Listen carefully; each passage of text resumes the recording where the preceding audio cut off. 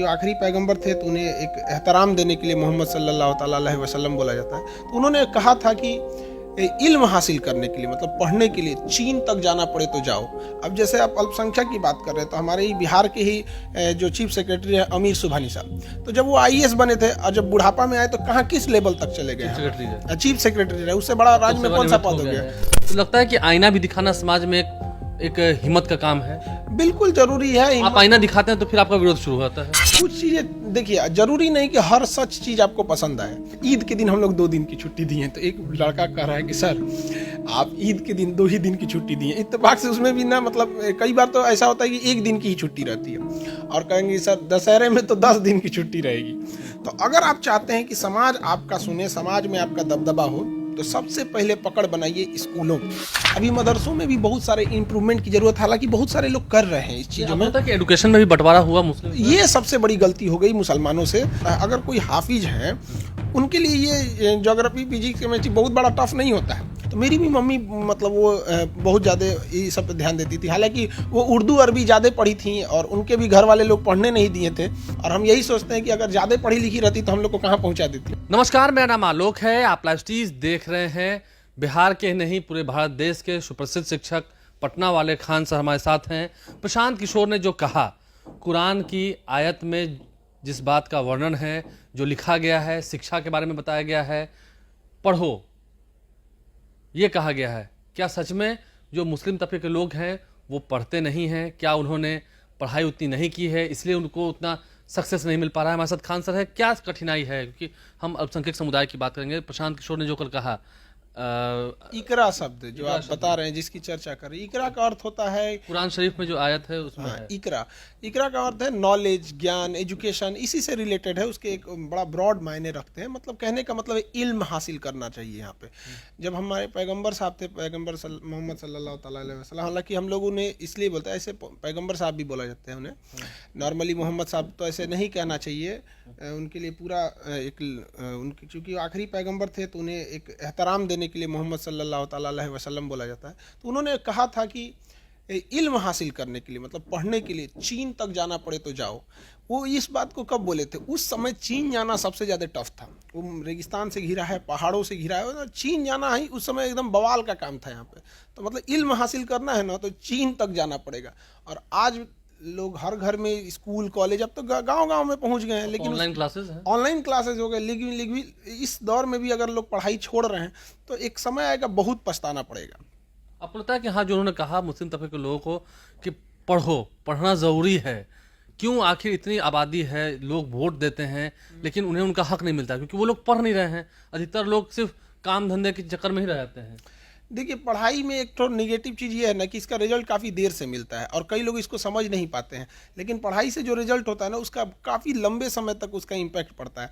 अगर कोई बच्चा 15 साल का है तो अभी कहीं जाके कोई काम करने लगे, लोहा लकड़ के काम में लग जाए, किसी भी बिजनेस में लग जाए, वहाँ पे सब्जी बेचे, फल बेचे, कोई कारपेंटरी का काम करे, तो उसको इनकम आने लगेगा 2 पैसा। लेकिन उसको सोचना पड़ेगा ये इनकम बहुत ज़्यादा इसमें हाइप नहीं जा सकता है, कुछ लिमिटेड रहेगा। और जैसे जैसे उम्र बढ़ेगा लोग वो इनकम और घटते जाएगा। अभी कोई मजदूर है तो बुढ़ापा में थोड़ी ना उसका वैल्यू बढ़ेगा, लेकिन अगर कोई आईएएस है तो बुढ़ापा में वो चीफ सेक्रेटरी बन जाएगा।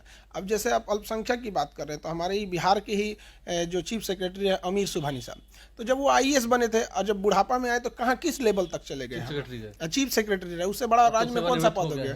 अब तो सेवानिवृत्त हो गए यहाँ पे। लेकिन वही हम कह रहे हैं कि अगर वो एजुकेशन के दम पे नहीं जाके अगर कोई बिजनेस करते या कुछ करते तो धीरे धीरे क्या होता है, एज ढलने के बाद उसकी वैल्यू कम होने लगती है।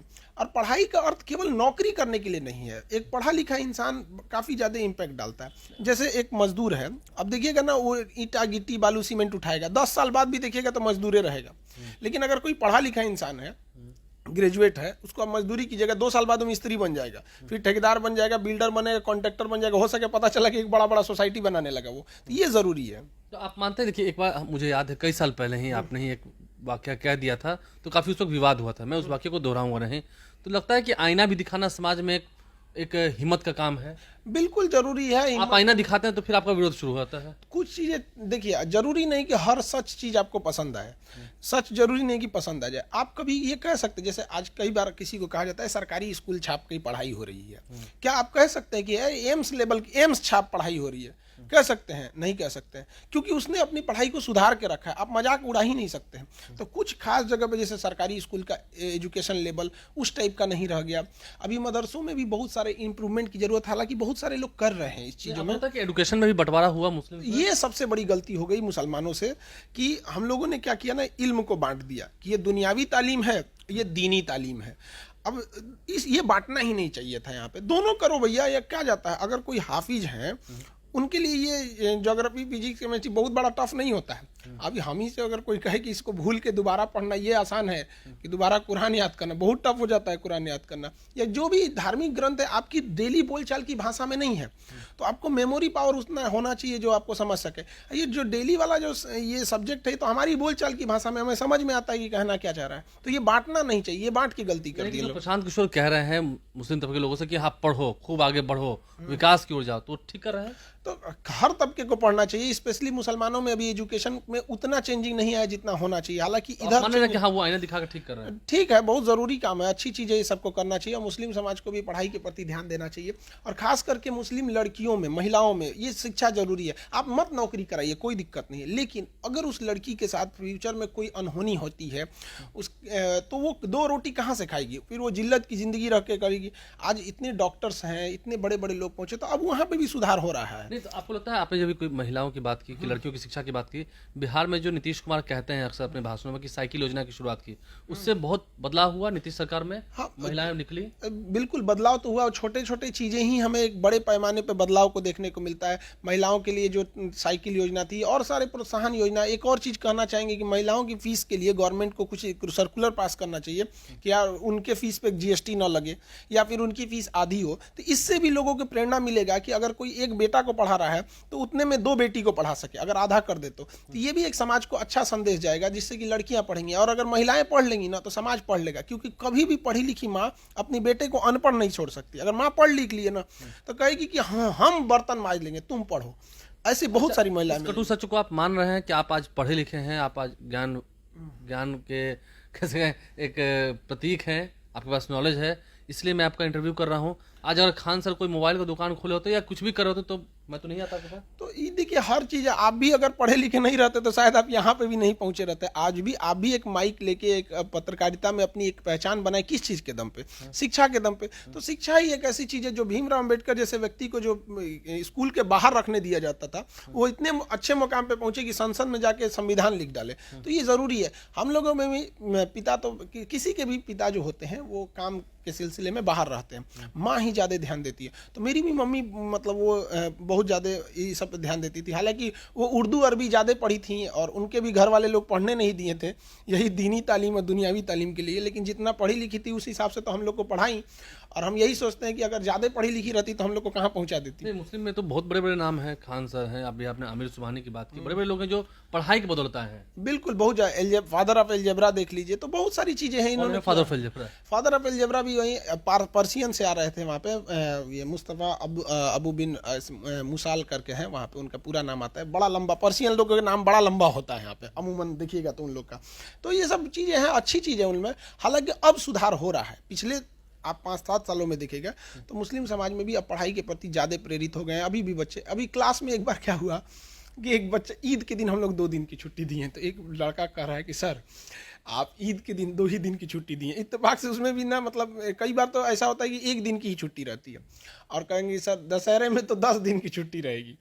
तो ये क्यों हो रहा है? तो देखिए, नंबर ऑफ स्टूडेंट देखिए कितने बच्चे पढ़ने वाले हैं। तो अगर ईद के दिन की छुट्टी अगर 1 दिन की है, अगर सपोज कीजिए कि उस दिन कोई क्लास नहीं भी खोले, क्योंकि वो तो गवर्नमेंट छुट्टी रहती है वहाँ पे, तो क्लास में ना जो बच्चे नहीं आएंगे तो उससे क्लास पे बहुत ज़्यादा इफेक्ट नहीं आएगा। लेकिन आप दशहरा में क्लास खोल दीजिए, सारे बच्चे चले जाएंगे। तो अगर आप चाहते हैं कि समाज आपका सुने, समाज में आपका दबदबा हो, ये बात हम दोनों लोगों के लिए बोलते हैं, 3 लोगों के लिए, जो SC ST हैं, जो महिलाएं हैं और जो मुसलमान हैं। तीनों की स्थिति कमोबेश आप देखेंगे ना तो एक जैसी रहेगी यहाँ पे।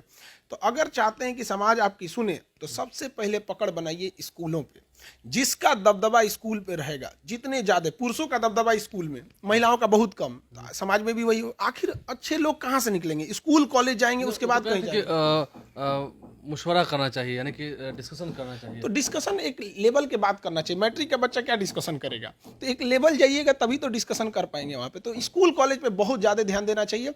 और आजकल तो हम देखें कि कई मदरसे भी ऐसे हैं जिसमें कंप्यूटर की पढ़ाई, साइंस की पढ़ाई वो भी ऐड कर दिया गया। ये बहुत अच्छी पहल है और काबिल तारीफ है। इसमें और आगे इस चीज़ को और होना चाहिए। और होना चाहिए। देखिए, तमाम जितने मुस्लिम समुदाय से आने वाले लोग हैं उनसे हम बात करें कि हाँ, उनके कौम में शिक्षा की अलख अभी और जगानी है, अभी और आगे बढ़ना है, और ये मैसेज दे रहे हैं अपने समाज को, अपने तबके को। ऐसे तो सबको दे रहे हैं, पढ़ना तो सबको चाहिए। शिक्षा के बारे में तो आप कहते हैं कि वो शेरनी का दूध है। शिक्षा सबके, जैसे सांस लेना सबके लिए जरूरी है, कपड़ा पहनना सबके लिए जरूरी है, उस तरह एजुकेशन लेना सबके लिए जरूरी है। हम कपड़े पहनते हैं, ये जाति धर्म ये तो ये देख के पढ़ते हैं कि हिंदू है, मुसलमान है, ऊंची जात है, नीची जात, एक रेस्पेक्ट होता है ना ये चीज़ें से। उसी तरह से एजुकेशन भी सबके लिए मैंडेटरी होना चाहिए। और एजुकेशन में विभाग ये नहीं होना चाहिए कि इस स्कूल में पढ़ाई अच्छी है, इसका खराब है। एक और भी चीज़ है ना कि जो लोग की मिडिल क्लास बच्चे हैं उनकी पढ़ाई जो है एजुकेशन में, हम गवर्नमेंट से भी ये चीज़ करना चाहेंगे कि जो स्कूल वाले हैं ना हर साल कॉपी किताब चेंज कर देते हैं ताकि कुछ पैसे उनको आ सके। तो इसमें भी गवर्नमेंट को कुछ सोचना चाहिए यहाँ पे कि एक स्कूल में ऐसी किताबें हो 10 साल तक उस किताबों को ना चेंज किया जाए। इतनी स्टैंडर्ड की किताबें तो रखिए आपकी 10 साल ना चेंज करना पड़े, ताकि गरीब बच्चे भी अगले साल का सेकेंड हैंड किताबें खरीद सकें यहाँ पर। देखिए, तो ये बड़ी बात कह दी खान सर ने। क्या कुछ बातें हुई, क्या कुछ मशवरा हुआ, आपने सुना है। आप लाइफ से बने हैं, हमारे चैनल को सब्सक्राइब कर लें, साथ साथ फेसबुक पेज भी लाइक करें। धन्यवाद।